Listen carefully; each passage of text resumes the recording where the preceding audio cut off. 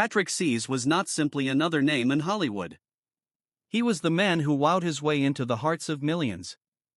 The man who made love stories real and the man who smiled when life gave him reasons to break. But underneath the charm and the strength was someone quietly battling a battle no audience could see. His last words said softly meant more than all the applause he had heard because they showed who Patrick really was when the lights went off. The diagnosis. Patrick Swayze's world transformed forever. Early 2008. He was 55 years old, still at the height of his trade, respected, adored and seemingly unstoppable. He had just finished shooting the pilot for The Beast, a dark television thriller in which he played an FBI agent who would violate the laws for justice. It was a role that brought back to everyone his raw intensity, a mix of roughness and spirit that had defined his career. Inside, though, beneath the signature smile and calm presence, something had begun to betray him. It began as a dull aching in his stomach, the kind of agony most would ignore as nothing more than weariness or indigestion, but the pain refused to be ignored. It got worse while filming and he would be doubled over between takes sometimes. Friends told him to see a doctor, and when he eventually did, the diagnosis was devastating. Pancreatic cancer is the deadliest kind of cancer known to medicine. When the physicians broke the news, they also informed him what few can ever prepare for. The prognosis he was given was grim. His cancer had spread. 6 months to 2 years tops. It was bizarre for a man whose physical power, discipline, and energy were legendary. But Patrick didn't respond like most would. His wife, Lisa Nemi, who was with him that appointment, later said he didn't cry or anger. He just sat and absorbed it and nodded. It wasn't denial. It was acceptance dressed in strength. That same day he started talking about treatment alternatives and agreed to start chemotherapy immediately. He also enrolled in an experimental drug trial with fatalanib, a compound aimed at blocking the blood vessels feeding his tumor. Privacy is scarce in Hollywood, and the news leaked to the press within days. By January 2008, tabloids were carrying headlines predicting his death. Magazines are full of pictures of a thinner, tired-looking Swayze. But he kept cool in all the interviews. "I'm not finished," he said firmly. "I have a lot more living to do." While many might have retreated from the public eye, Patrick did the opposite. He continued to work, determined to complete The Beast. Even when the pain intensified, he refused to let it stop him. "I'm a miracle," he told Barbara Walters in 2009. "I'm not giving up without a fight." And in that moment, the world saw what kind of man he truly was. Not just a star, but a fighter with an unbreakable spirit. Fighting the impossible. When Patrick Swayze returned to the set of The Beast in late 2008, the cast and crew couldn't believe what they were seeing. He was thinner, paler, and clearly in pain. Yet his energy was undimed. Every day he arrived on set before anyone else, refusing any special treatment. He often went through 12-hour filming days while quietly enduring chemotherapy in between. He even refused to take strong painkillers during work because he didn't want his performance dulled. Director Michael Dinner later recalled, "Patrick was never late. Never complained. If you didn't know he was sick, you'd never guess it." Behind the camera, his wife, Lisa Nemi, became his anchor. Every morning, she drove him to the studio, helped him manage his medication, and waited while he filmed. When asked why he didn't stop working, Patrick responded, "Because when I work, I feel alive." For him, acting wasn't just a profession. It was a purpose to wake up, a way to keep his mind off death. The media, however, didn't share his sense of dignity. Tabloids ran cruel headlines about his appearance, speculated about his final days, and even pronounced him dead months before it happened. Patrick addressed such rumors head-on. "They're creating my obituary before I'm gone," he added half-jokingly. But his frustration was apparent. He wanted privacy, not pity.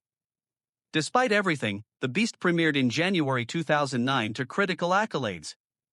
Viewers were surprised by his intensity, unaware that every performance had been taped between chemo rounds. His performance was raw, powerful, and tragic once audiences learned what he had endured to bring it to life. The show was later cancelled after one season, but it became a symbol of Patrick's fortitude. His final professional success before his body could no longer keep up. By that time, his weight had dropped dramatically. He could scarcely keep food down, and every breath became an effort. Still, he kept pushing forward. "I'm not afraid of dying," he told an interviewer. "I'm terrified of leaving the one I love behind." Love in the bleak days. For more than 3 decades, Lisa Niami had been the quiet power beside Patrick Swayze long before fame, long before the sickness. They met when she was only 14, a shy student at his mother's dance studio in Houston, and Patrick was the young teacher who saw something in her.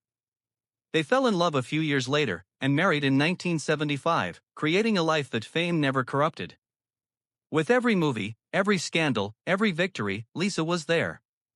When cancer entered their life in 2008, that dedication became sacrosanct. Lisa wasn't only a wife. She was his nurse, his guardian, his voice when he had no strength to speak. Each morning was the same delicate ritual of checking his temperature, preparing his prescription, and helping him move when the pain was too great. They lived each day as if it were the last, she said in her memoir, worth fighting for. But we never said it out loud. Their house in Los Angeles became a haven of quiet resilience. They read together, listened to music, and enjoyed the sunsets over their property. Patrick always said the ranch, with its wide-open fields and horses, was the only place he felt like a man, not a superstar. "When I'm here," he once declared, "I'm not a star. I'm simply myself." Friends who visited him in his last months were amazed at the house's peacefulness. Lisa stayed with him all the time, sleeping next to him when he was too weak to shift. In the evenings she'd talk to him softly, read books out loud, or play their favorite classical CDs. Even as Patrick visibly faded, their bond never wavered.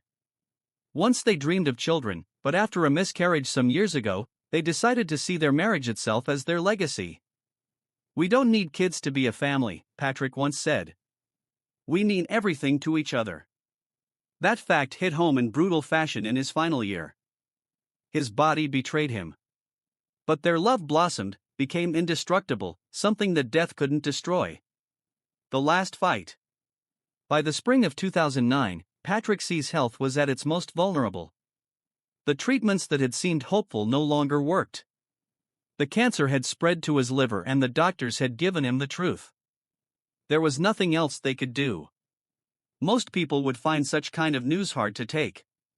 But Patrick dealt with it with the same calm strength that had been his hallmark all his life.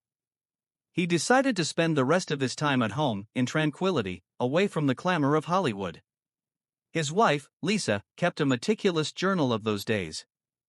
Every morning she took his temperature, wrote down what he'd eaten, even his moods. It was how she held on, how she turned grief into purpose. "He never complained," she wrote later. "Even when the pain was clear, he tried to comfort me instead."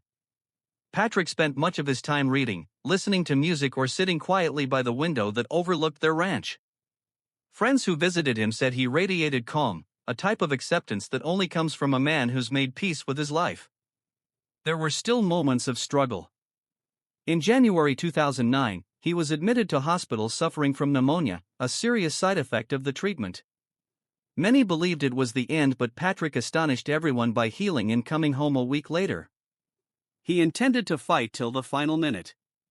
Lisa stated he wasn't ready to give up on life. Not yet. It was Lisa who gave him his medicine, fed him, held his hand when he shook. When it became too much. Ruth. She would not leave him even when fatigue came. Their home, full with laughter and the sound of horses outside, grew quieter every day. Yet it was never a place of hopelessness. It was a place of love, of two people hanging on to each other against the inevitable. By early September, Patrick's condition had worsened. He could no longer stand unaided, and he spoke in whispers. But even then he looked at Lisa and grinned. It was the kind of smile that expressed what words could not. The final words. It was a calm afternoon, the 14th of September, 2009, the kind of stillness that makes it seem as if the world is holding its breath. Patrick Swayze lay in his bed at home in Los Angeles, the same home where he had spent so many tranquil days with Lisa. Sunlight shone through the curtains, and in the peaceful stillness time seemed to slow down. He breathed shallowly, his eyes half closed, but there was no terror in them, only tranquility. Lisa sat by him, holding his hand, exactly as she did every day of his illness. In her memoir, Worth Fighting For, she said that Patrick had become too frail to communicate much. But at one point she leaned in close and murmured, "I love you." His lips twitched for a brief moment and he muttered back, "I love you." Those were the last words that Patrick Swayze ever said. It was plain, uncomplicated, but it was all there. 3 words. A lifetime of labor, victory, renown, and suffering. She knew he was at ease then, Lisa said. A few minutes later Patrick breathed his last. He was 57. No reporters, no flashing cameras, no farewell act, just 2 individuals who had loved each other for nearly 35 years. Even after his heart had stopped, Lisa sat with him, her head on his shoulder, uttering the words again and again. She wrote later on, "I love you. And I kept on talking to him after he was gone, because some part of me didn't believe he wasn't listening anymore." Hours later, Patrick's publicist revealed he has died in a brief statement. No public funeral, no great farewell, only a quiet memorial for family and close friends. But news of his death sent a wave of anguish across the world. Fans flocked to the sites where his popular picture Dirty Dancing was shot, burning candles and leaving notes that said, "Nobody puts Patrick in the corner." It wasn't just an actor passing.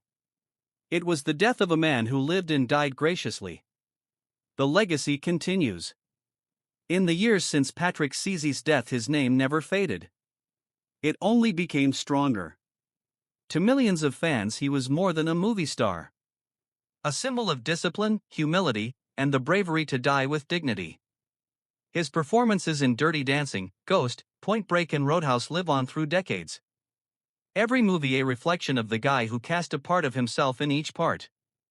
Soon after his death, Lisa and I wrote the memoir Worth Fighting For in 2012, telling the narrative of their love and the agonizing journey of his last months. It wasn't a tragic book. It was a testament to strength. She said Patrick confronted death the way he faced life, with courage, humor, and love. Her comments brought closure to millions who mourned in silence. In November 2009, a commemorative stone was unveiled at the Mountain Lake Hotel in Virginia, where Dirty Dancing had been filmed decades ago. It was becoming a place of pilgrimage. Fans from all around the world began arriving every year, leaving letters, flowers, and even dance shoes in his honor. Released in 2024, the documentary I Am Patrick Swayze features heartfelt conversations with co-stars Jennifer Grey and Demi Moore, and brother Don Swayze. Patrick didn't play good men, Jennifer added. He was one. Lisa's mission was not over with sadness. She became a champion for the Pancreatic Cancer Action Network, using her voice to generate awareness and cash for research. She was awarded the Spirit of Hope Award in 2023 in honor of Patrick's memory. "I could not stop him leaving," she added in her address. "But I can make sure he never leaves." Patrick's legacy lives on even now, far beyond the screen. His song, "She's Like the Wind," still plays on radios and online services. His films are timeless. His narrative continues to inspire anyone waging an impossible fight. He showed the world that love is stronger than fear. And that even in death one might teach others how to properly live. Patrick Swayze's story is not simply about loss. It's about the strength to live life fully, love profoundly, and face the unthinkable with grace. His last words were not scripted or dramatic. They were real. Said by a man who had already given the world all that he had. Even in death he reminded us what is important. The people we love, the moments we share. Now we want to hear from you. What's your favorite Patrick Swayze moment? The one that makes you smile or tear up even now? Tell us in the comments below. And if this story meant something to you, don't forget to like, subscribe and switch on notifications so you never miss more stories that celebrate unforgettable lives and lasting legacies, because some names never fade. And what Patrick Swayze is one of.